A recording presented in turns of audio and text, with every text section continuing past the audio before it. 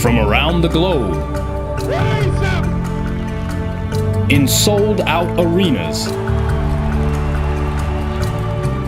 and humble churches, from out on the streets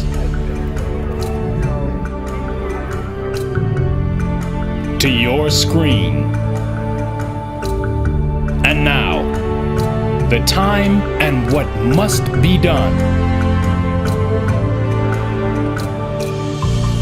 On this edition of Farrakhan Speaks. Greetings to you. I am Minister Louis Farrakhan, the national representative of the Honorable Elijah Muhammad, that great preacher of freedom, justice, and equality to the black man and woman of America and the Western Hemisphere, and to the aboriginal people of the earth, the eternal leader of the nation of Islam, and a warner to the government and people of the United States of America and to the nations of the earth.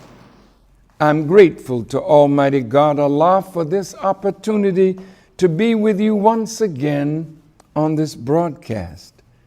I thank the Twitter army and our social media friends for their great work in promoting and encouraging dialogue about the subjects we discuss each week.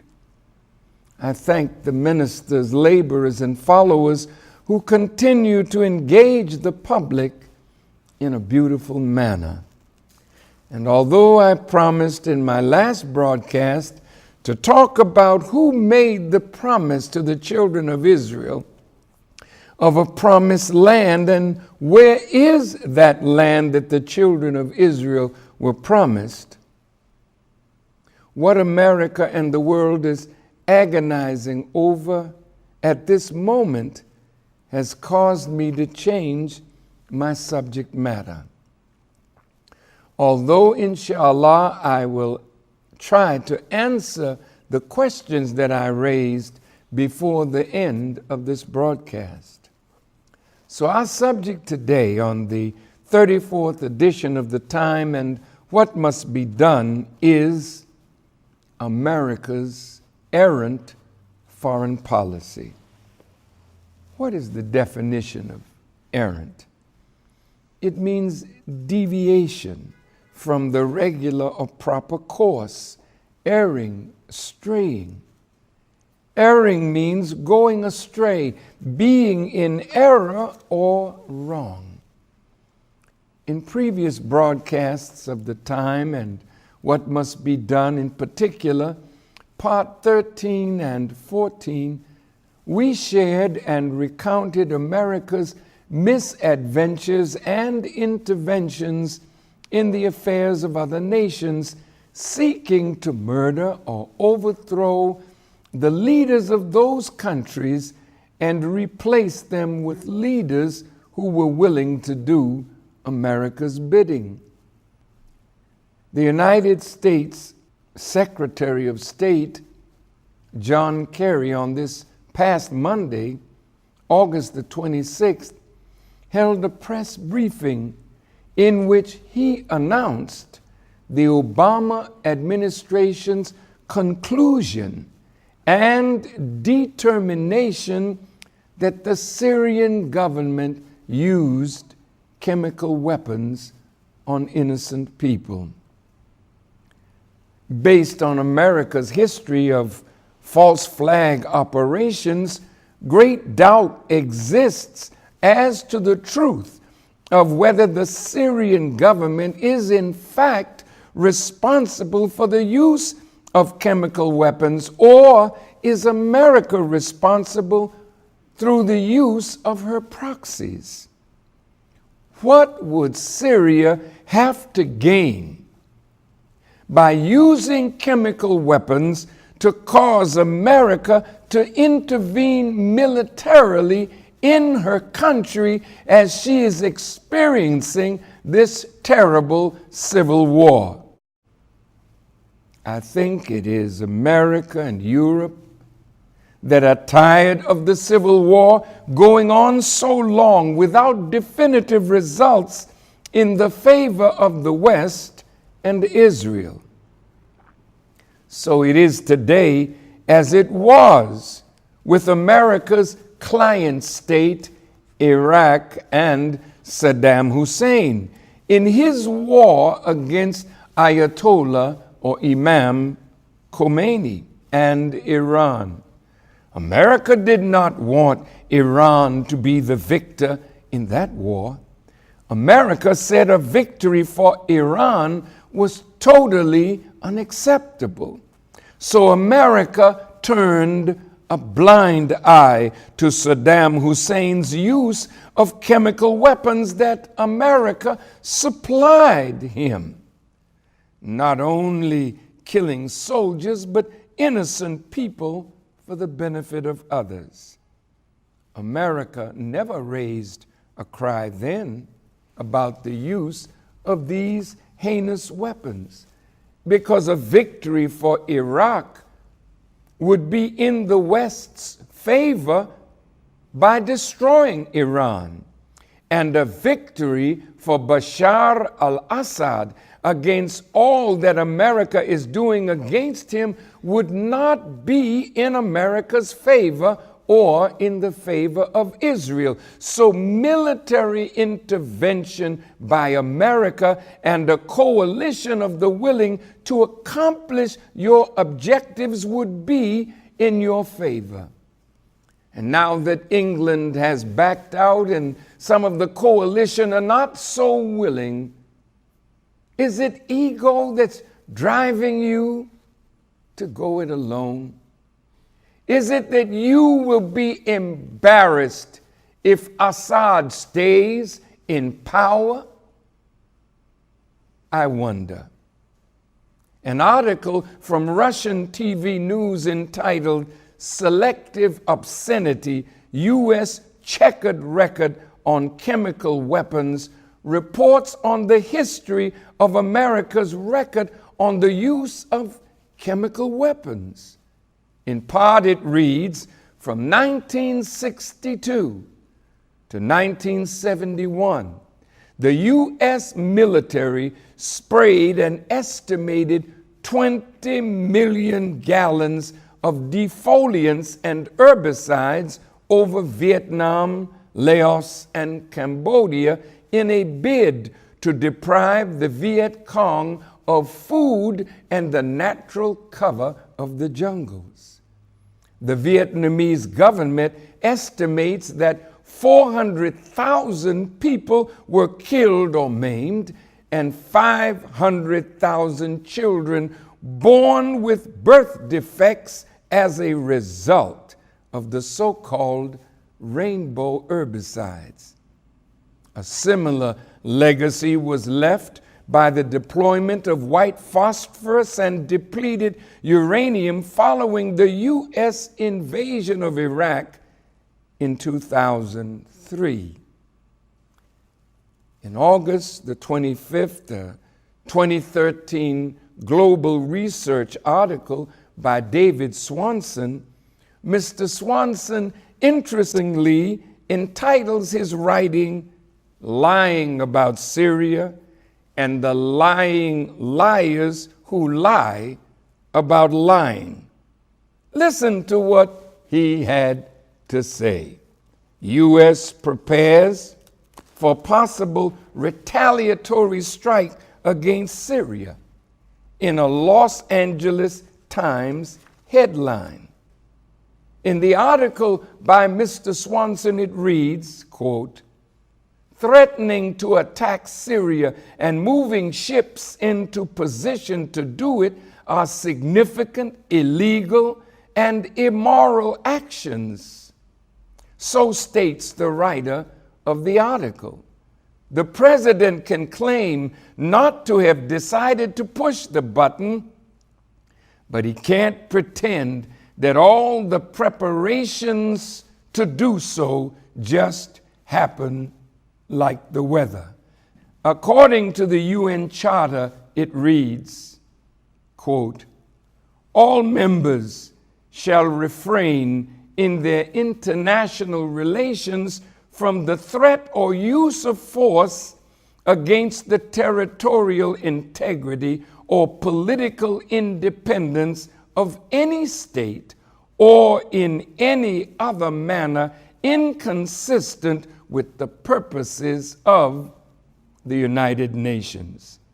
The UN Charter, like the American Constitution, is gradually being ripped to shreds so that there is no more international law and order, just the law and order of the powerful against the weak, both in the world and now in the United States of America. This article provides 10 reasons why America should not attack Syria. You can find the article available to you on our website, www.noi.org, at the time and what must be done. Mr. Swanson sums up his 10 points in this way.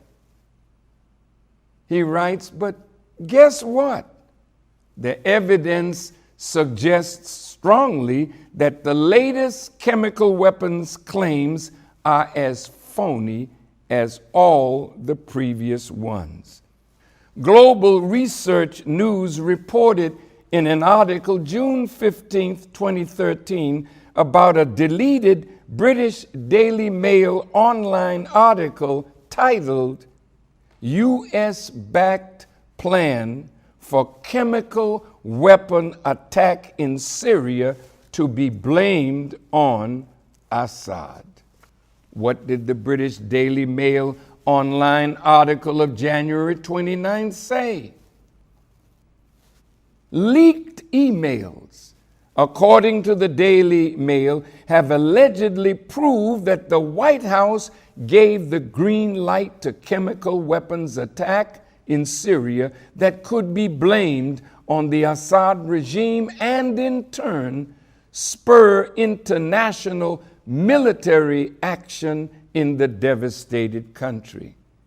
A report released on Monday, January 28, 2013, contains an email exchange between two senior officials at British-based contractor Britam Defense, where a scheme approved by Washington is outlined explaining that Qatar would fund rebel forces in Syria to use chemical weapons. Now, Barack Obama made it clear to Syrian President Bashar al-Assad in December of 2012 that the U.S. would not tolerate Syria using chemical weapons against its own people. Let me read this email that we have gotten from that newspaper. It's from David Goulding, and it's to Philip Doughty.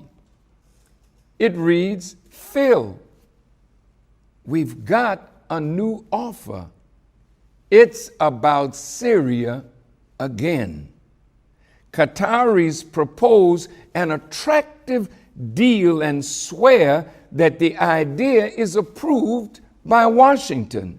We'll have to deliver a CW, chemical weapon, to Homs, a Soviet-origin G-shell from Libya similar to those that Assad should have. They want us to deploy our Ukrainian personnel that should speak Russian and make a video record. Frankly, I don't think it's a good idea, but the sums proposed are enormous. Your opinion? Kind regards, David. The British Daily Mail online article continues, the United States State Department had not returned a request for comment on the alleged emails to mail online today at the time of publication. As I heard this on the news, it occurred to me when the first report came of the use of chemical weapons that the rebels and the West were losing the war to take Bashar al-Assad out of power and to destroy his regime. So the introduction of chemical weapons would force President Obama to do what he threatened Assad that he would do if such weapons were used. But there was such an outcry. Israel, who is not a dispassionate observer of this, are the ones that gave intelligence to the United States according to the British Guardian News. Israel told America that it was Assad's regime that was doing this, but the evidence was so overwhelming that it was in fact a lie. So that charge went unanswered, and the president was spared having to answer for his statement of crossing the red line by the use of chemical weapons. Now, months later, it comes up again, more devastating than the first time, and Israel again points the finger at the Assad regime. And even though weapons inspectors are there as this broadcast is being made, from the United Nations, Secretary General Ban Ki-moon said he was not there to decide who did it, but if chemical weapons were in fact used. So the Secretary General opens a door, and America says, regardless, we have the facts. We know it was Assad, so we're going ahead to punish him. So after the first alleged use of chemical weapons, the U.S. administration decided as a response to step up the type of weapons that they were giving to the rebels, which means America was already arming the Syrian rebels. This was not a civil war in which the people inside Syria were rising against their government alone. No, they were rising, but they were rising against their government with great help from the outside. So now we learn that fighters from all over the Middle East are now in Syria, armed by America through her proxies in Qatar and the United Emirates and other states. Here you will see a map of Syria. I want you to look here. You see red pyramids that represent gas fields and green pyramids that represent oil fields. And there is a line going from Iraq all the way to the Mediterranean Sea.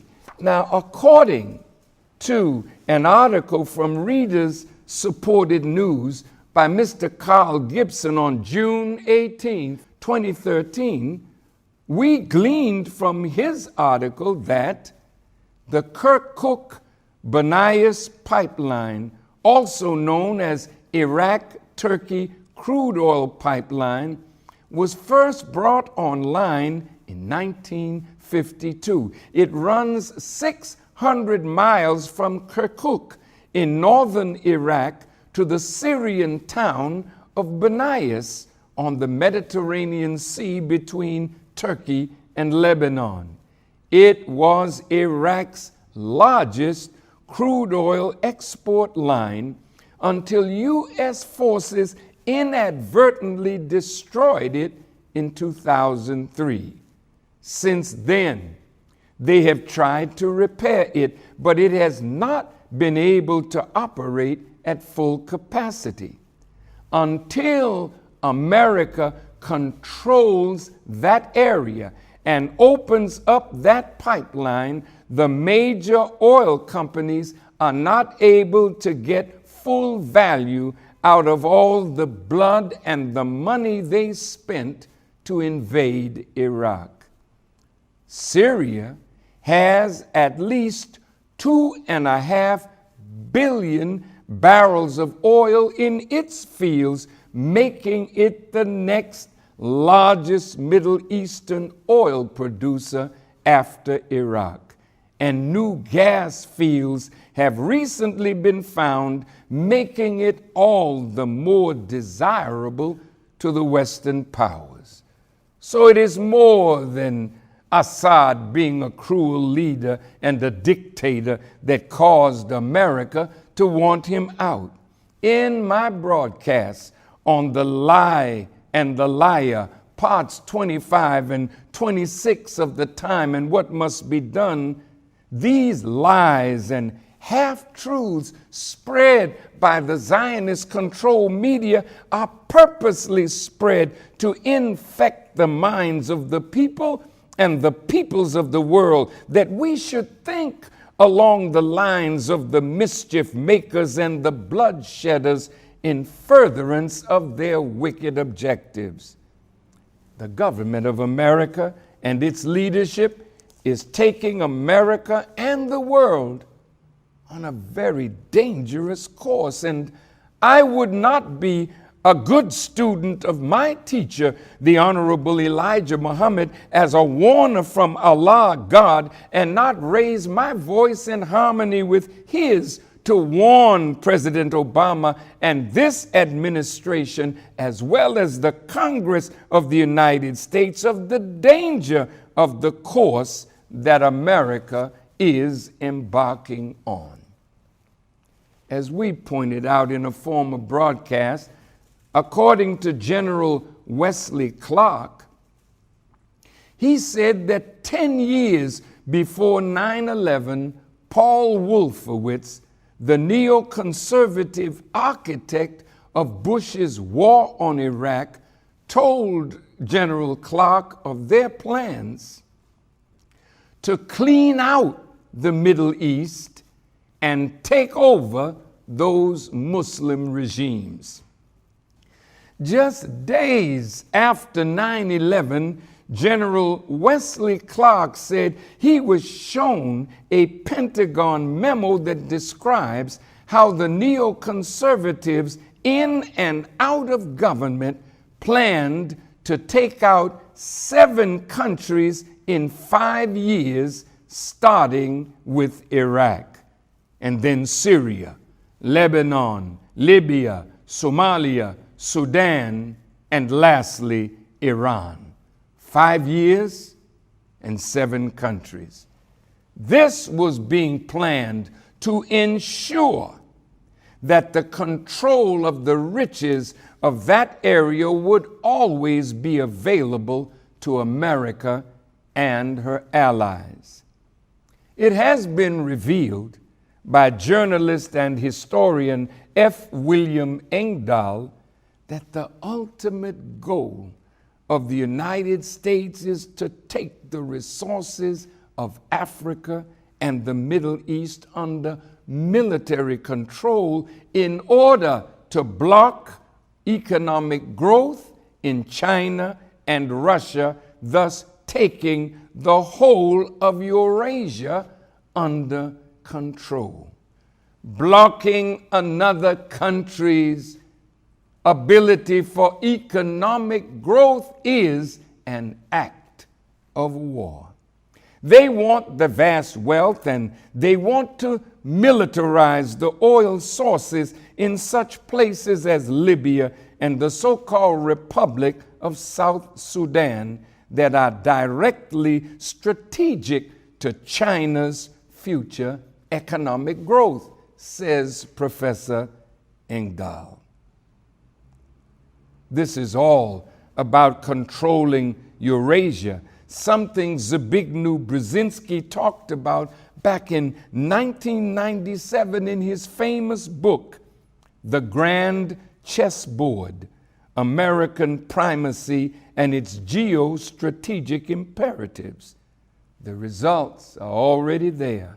In Egypt and Tunisia, the democracy has already produced a weak economy, while Libya, the country with the highest living standards in all of Africa before the NATO bombings, today is in ruins.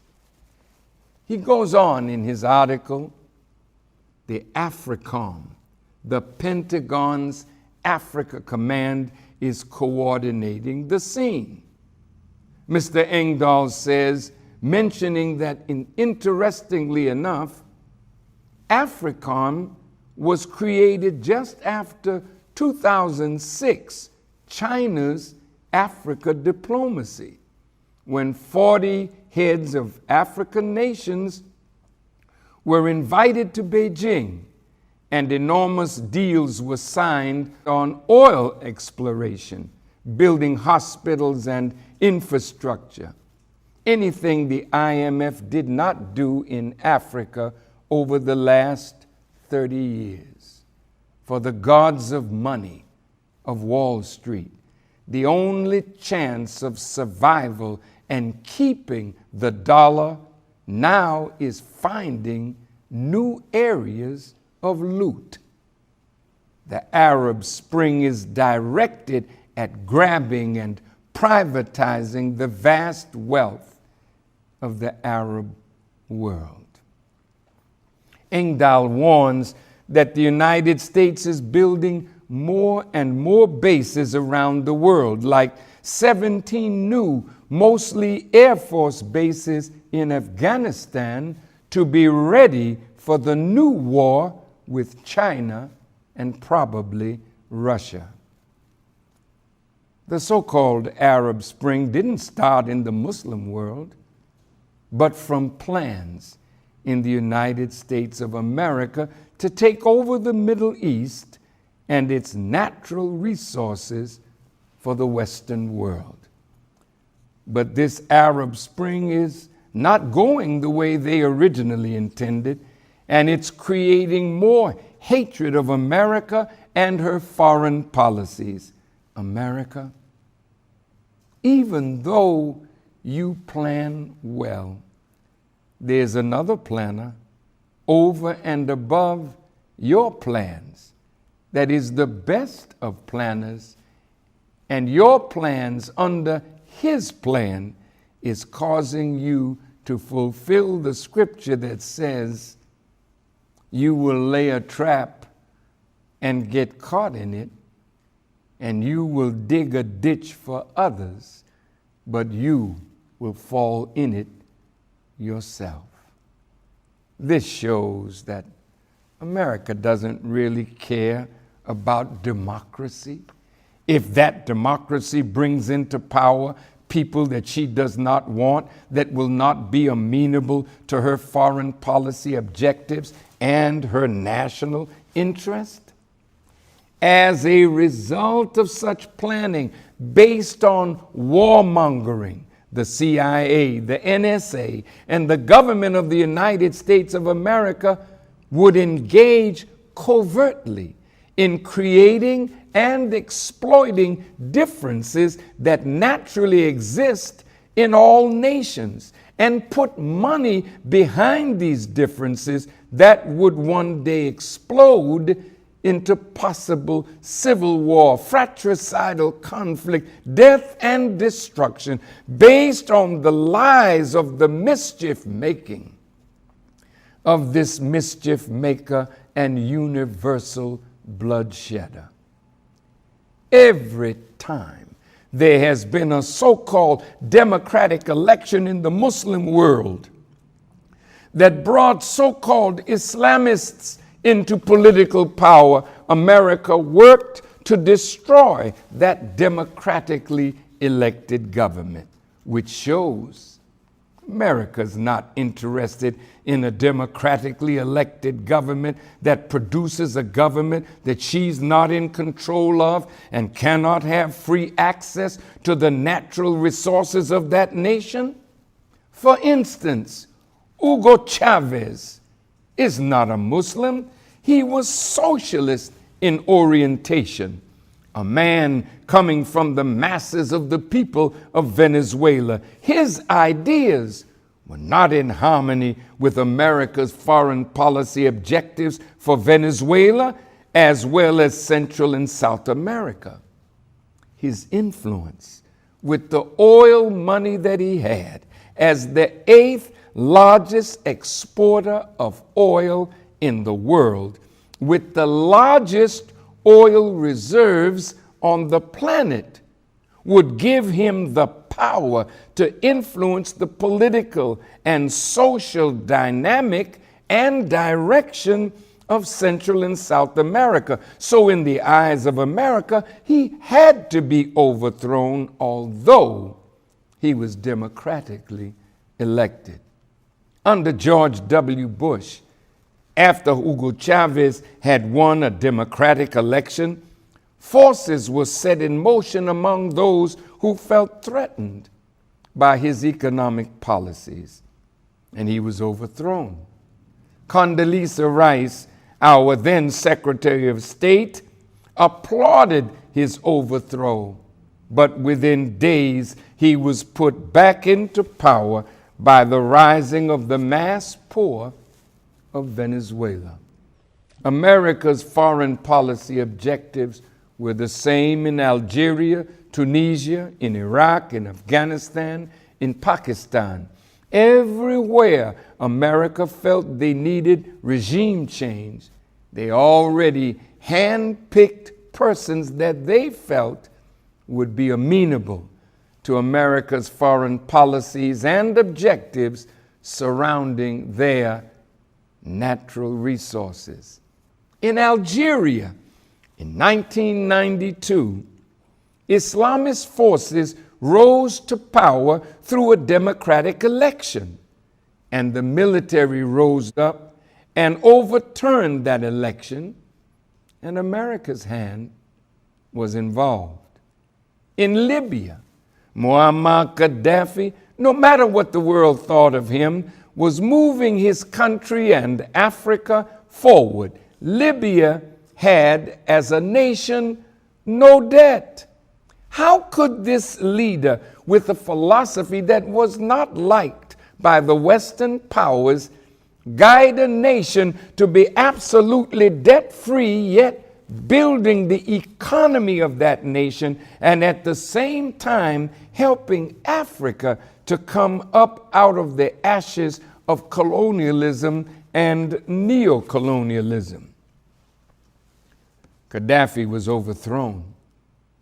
But in overthrowing him, America did not count on Islamic forces coming up that America had no control over. So now Libya is a lawless country that is in ruin.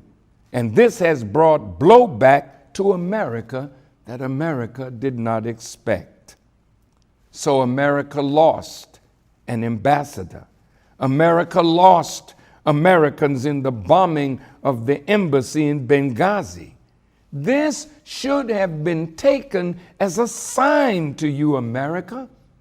Wise men heed signs, but it is only the foolish who are blinded by their desires, who are heedless to signs. That was a sign of what America and Europe can expect with its meddling in the internal affairs of the Middle East, Africa, and other nations of the world. Let's take a look at Egypt. In Egypt, the desired results from these maniacal actions that are going on as we speak are proving every day to be more and more uncontrolled, and consternation is ever increasing, which will lead to more and more errors. America thought Mubarak would be there for as long as the military were able to keep him in power. But an uprising came and Mubarak was overthrown. Then you had your people, America, that you wanted after Mubarak, so that your political and economic control over Egypt would remain. But a democratic election was held. And out of that, your shock and awe was that the Muslim Brotherhood came to political power not with a gun, but on the basis of a popular election by the people. But the moment President Morsi of the Muslim Brotherhood was elected, the army seized power from him, that he would be a naked president. Under America's tutelage, the army acted with America's backing, that Morsi would be in office with no power to execute good on behalf of the Egyptian people from his mind and from his heart. Morsi was sworn in on the 30th of June, 2012, as Egypt's first democratically elected president. But before President Morsi took the oath of office as the first democratically elected president of Egypt, the Supreme Council of Armed Forces, who were in power after Mubarak's ouster, amended the Constitution of Egypt, restricting the newly elected president's powers. Well, Mr. Morsi had to get back his constitutional powers, so when Morsi took back the powers of the presidency, the Constituent Assembly drafted a new constitution that was put to a popular vote, and the people of Egypt supported that constitution democratically. President Morsi had parliamentary elections, and there he won again in a democratic process. But America didn't applaud it.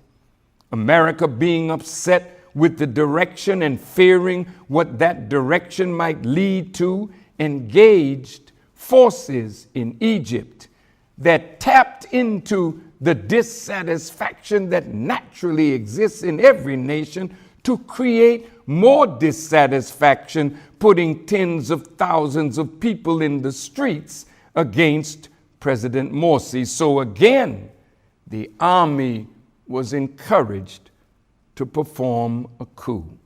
America now is trying to tip through the tulips by not calling it a coup, while Senator John McCain went over to Egypt and inadvertently said it was a coup.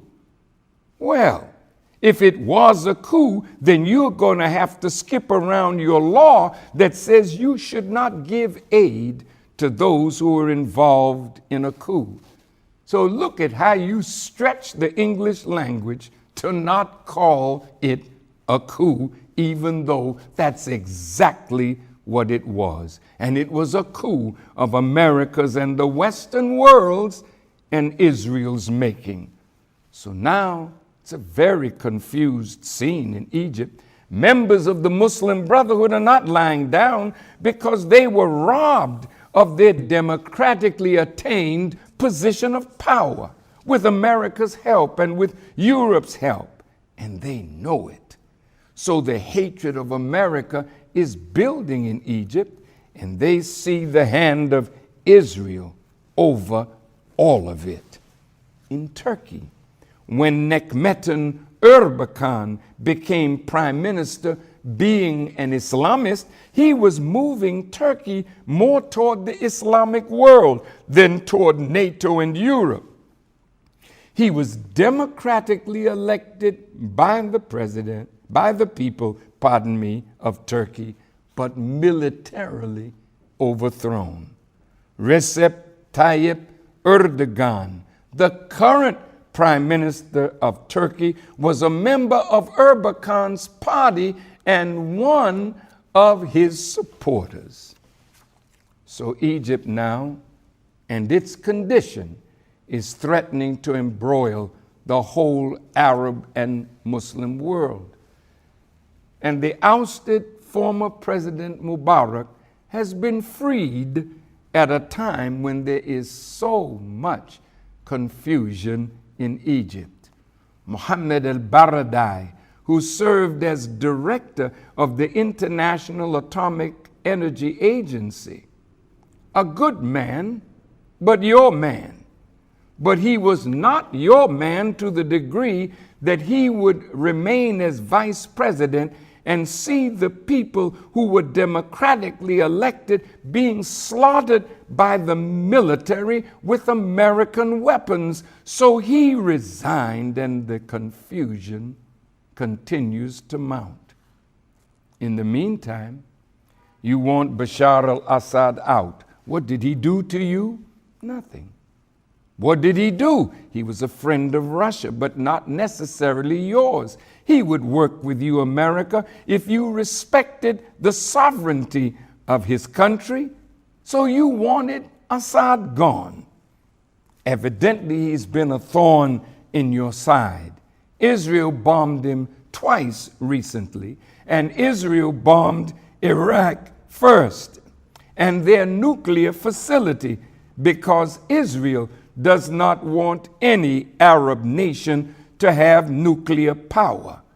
After Iraq had developed, with the help of the French, a nuclear facility, Israel bombed and destroyed it. Where was the outcry? Did America say, Israel, you were wrong for doing that? No. Israel is your companion in wickedness. So you both are headed downward into the bottomless pit of hell. You expected Assad to be gone, but he's still there. You said he should step down, but he didn't step down, and the rebellion became a civil war from an uprising. And you influenced Qatar, you influenced Saudi Arabia, you influenced the Arab Emirates, you influenced others to send fighters into Syria to get him out of power, but evidently they all are failing. That's a Syrian problem that should have been handled by the Syrian people, but you intervened, America, the mischief maker, the bloodshedder, the liar.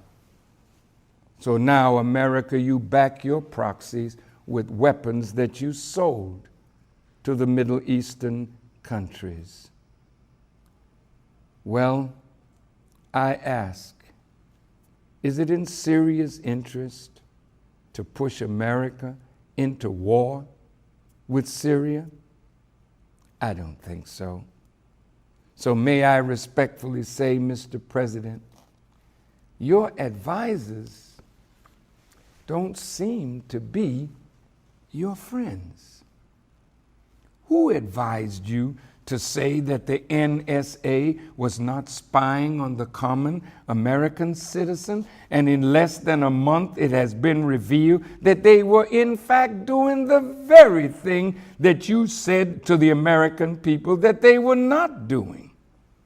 Who advised you to say that there was no such thing as UFOs, and then a few weeks later it was admitted by the CIA that Area 51 in Roswell, Nevada is in fact a reality? What are they doing to you, Mr. President? In a few broadcasts from now, we'll deal with Roswell and Area 51 if it is the will of Allah. Mr. President, they're destroying you little by little, so that you become involved in the spider web of their lies and treachery, so that when in 2 years from now your presidency is over, what can you do with the remainder of your life after they have destroyed your potential for good? So now, since the president is not acting as his advisors and the neoconservatives want him to act, they inspired the rebels to use some form of gas. And immediately the propaganda machine of the Zionist controlled media goes into action to feed the American people the same kind of propaganda that led to America's involvement in Iraq and in Afghanistan. So the media is quick to say, Assad is killing his own people. You show these horrific pictures of dead men, women, and children, no doubt gassed. But who is at the root of it? Oh, you warmongers, let me hasten to tell you that you're getting yourself into a war that you would wish that you had never gotten into. You that love war, you will be forced to eat from the plate that you have delighted in serving to others. Well, here we are again, just as in Iraq, just as in Afghanistan, just as in Libya. The liars and their lies are now spreading to justify what America's policy has already been developed to do to Assad and Syria. So you want to tip the balance by using the very weapon that you say Assad is using. You inspire others to use it to justify pulling Obama and America into war. Did you think that you would do this and Russia would be quiet? She's already warned that if you do this, there would be catastrophic results if you bomb Syria. But you are blinded. You think you are more powerful than you are. So if you allow these liars, deceivers, and warmongers who lied to get America into war in Iraq to lie to you, Mr. President, again to get involved in Syria, when this explodes beyond anything that you have imagined, who will you blame for that? I know that you only want to do a limited bombing to punish Assad. That's what you say. That's what you think. But what will be the result after you do it? You'll be sending Tomahawk and Patriot missiles. But what will be the result after that? Yes. Well, this is how the West throughout history has done. You draw up borders throughout the Aboriginal world, and brothers end up fighting brothers over the question of who owns the land. The same in Syria, the same in Iraq, but the very division that you are inspiring for others is coming home to roost right here in America. What about Iran and the exposed plots of Israel killing Iranian scientists? According to the memorandum revealed by General Clark, you clearly have Iran in your sights as you continue to charge Iran with developing nuclear weapons despite the findings of the IAEA to the contrary. Just as you continue to lie about me, claiming that I am a hater and an anti-Semite, to turn the ear of the people of America and the world from hearing the truth of your wickedness, as you tumble the entire earth into the most devastating war in the history of the world. What contrivance will you bring to the people about me? I am a warner to you, and I am pleading with President Obama, please, don't let them misguide you with their false information that they feed you to make you a pawn of their wicked ideas for domination of that part of the world. America is divided over this. The military leaders are divided over this, and the Congress is divided over how this situation should be handled. America, you're in trouble, and you can't see it because your heart is being hardened and your eyes are being blinded from the wicked desire that is already in your heart. This is definitely your desire, but your desire will be your own undoing if you will not heed what we are saying to you from Allah. Then I guarantee you your destruction is now entered across the threshold of the door of America. You cannot say you love the American people. You cannot stand up and say to the American people who love this country and the patriotic members of the armed forces of America that would give their lives to defend democracy and freedom. You cannot stand up and say that this war that you are entering into is for democracy when you've destroyed democracy whenever an election elected somebody that would be against your errand foreign policy objectives and your national interests. You can't say you love the armed forces, the soldiers and sailors of America. Go and look at them with their limbs blown off. Look at the deformed babies from being irradiated from the weapons of war that you have dropped in areas where you have our soldiers trying to serve. Go and look at your soldiers who are coming home to you and cannot fit back into American society, committing suicide at an alarming rate, their wives and their children not being able to recognize them anymore from the horror of their wars. Did you tell the American people why Major Dr. Nidal Malik Hassan, a doctor of psychiatry, killed 14 Americans at Fort Hood? Did you ask and try to find out why he flipped?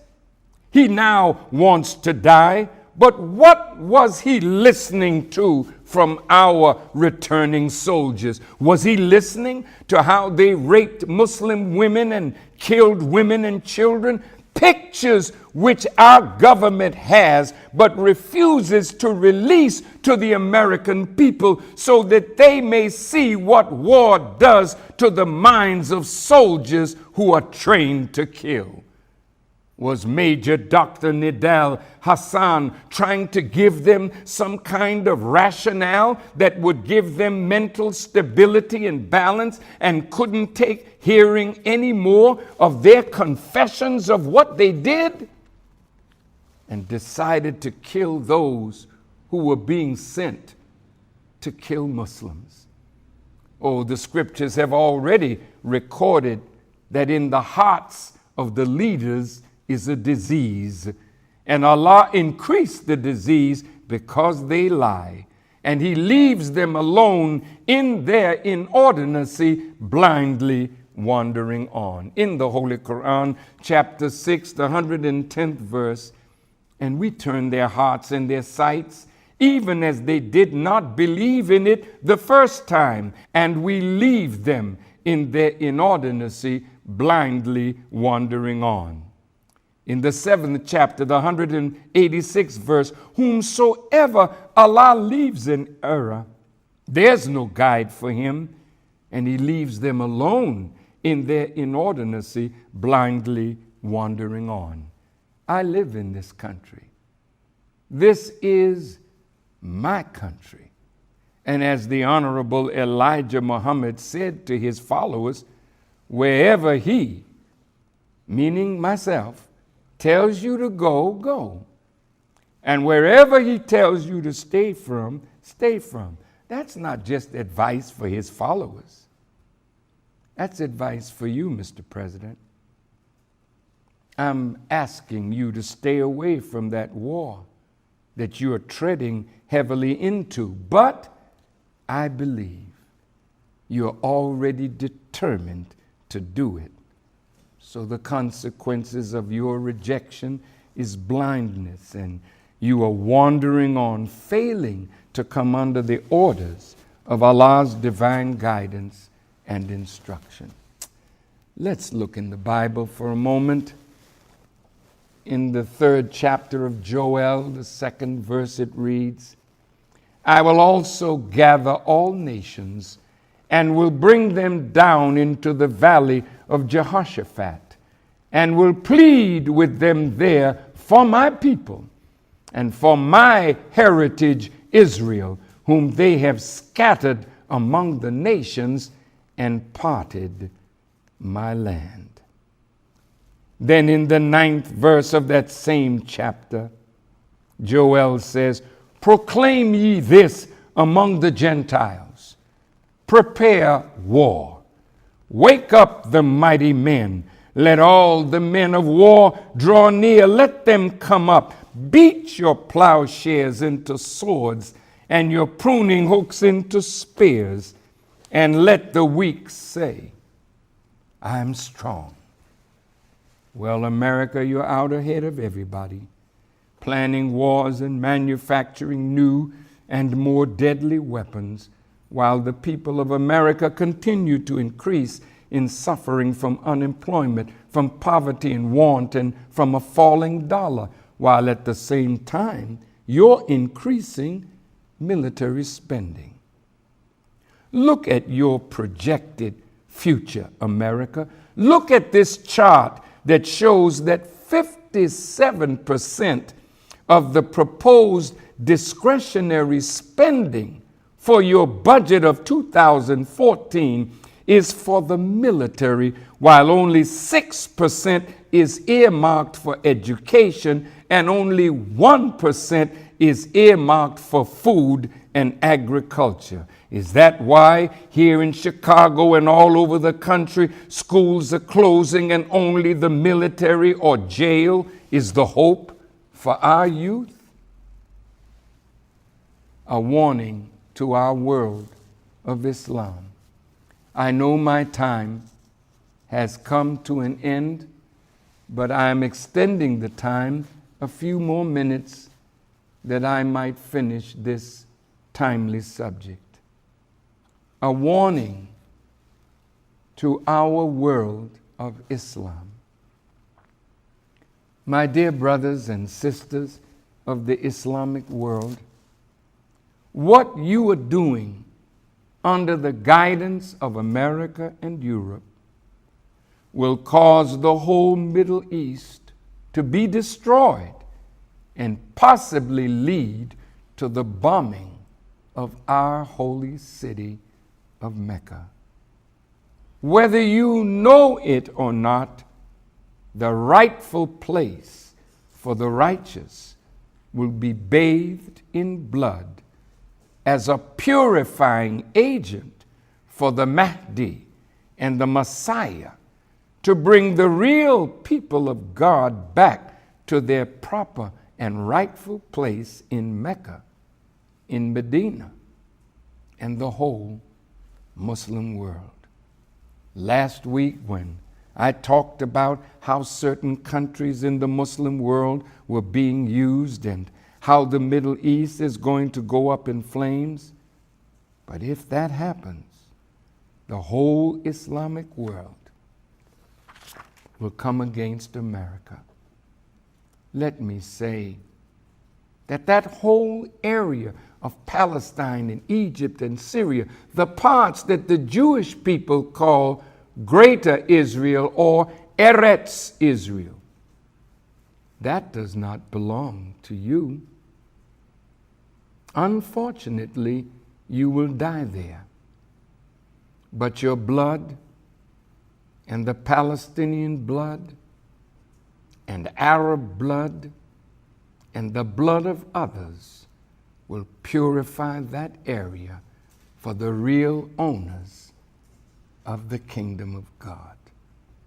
The area we are referring to extends from the Nile River in Egypt to the Euphrates River in today's Iraq. It covers all or parts of today's Egypt, Saudi Arabia, Israel, Jordan, Palestine, Syria, and Lebanon. And we will be returning to our place, but it will be cleansed before we get there by the work that Allah is doing and permitting others to do. The promised land, I've been there. I've seen the promised land.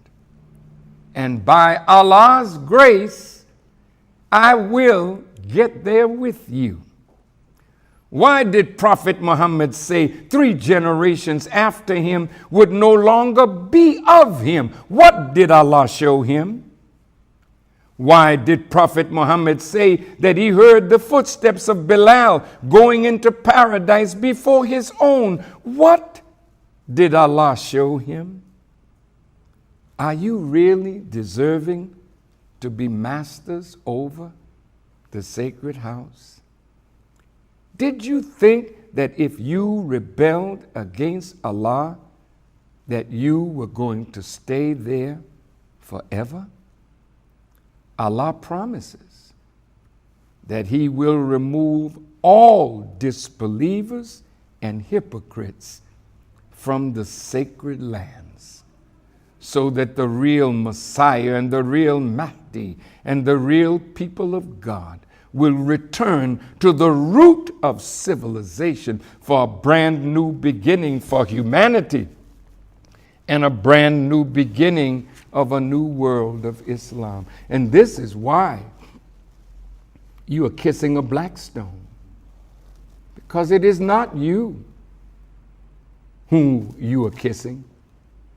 The real owners of that land will one day be coming home. And Allah says He will take the kingdom from whom He pleases, and He will give it to whom He pleases. This is the promise of Allah. In the second surah, verse 212, it reads, "The life of this world is made to seem fair to those who disbelieve, and they mock those who believe. And those who keep their duty will be above them on the day of resurrection, and Allah gives to whom He pleases without measure. And that day of resurrection is now." I read a hadith. I don't know if it's a true hadith. I know it's not considered a hadith Qudsi, but it struck me while I was in Arabia when I read it. It said, quote, "One day a Negro will come at the head of 10,000, and he will destroy the Kaaba."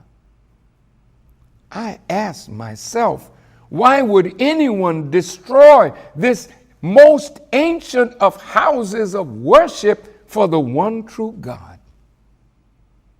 And the deeper I thought, I said it could be because that ancient house is a sign of something greater than itself. And when the sign has been fulfilled, then the sign need not be anymore.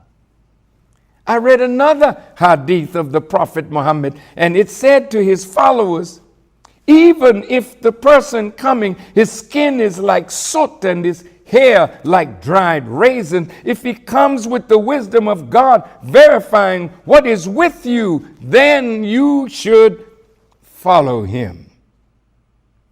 Well, judgment starts first in the house of God. So the Holy Land, as we speak, is under divine judgment. And so, Nation of Islam, are we.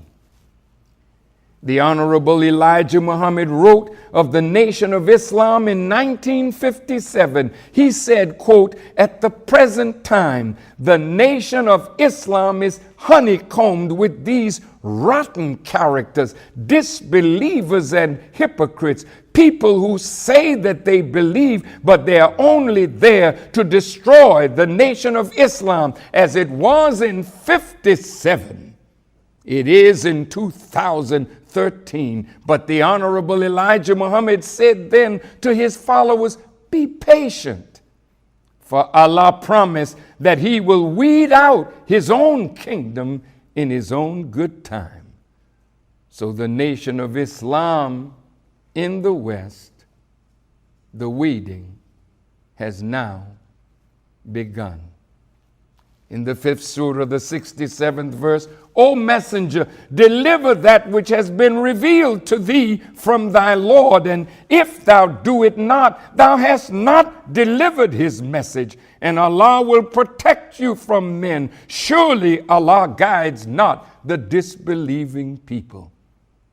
I am delivering that message, and I fear not, for Allah promises, if that message is delivered, surely He will protect us from men. So to Mecca and to us, remember the words of Allah that He would bring someone else in our place that would be humble toward the believer and mighty against the disbeliever. Is that verse referring to those presently in power in Arabia and in the Muslim world? Or is this referring to others that Allah is preparing to take their place? And to those in the nation of Islam in positions of leadership, is this referring to you? Is Allah preparing someone to take your place? In the 5th surah, the 54th verse, it reads, O you who believe, should any one of you turn back from his religion, then Allah will bring a people whom He loves and who love Him, humble toward the believers, mighty against the disbelievers, striving hard in Allah's way and not fearing the censure of any censurer. This is Allah's grace. He gives it to whom He pleases. And Allah is ample giving. You may see this as a cause to rise up against this little nation of Islam in the West.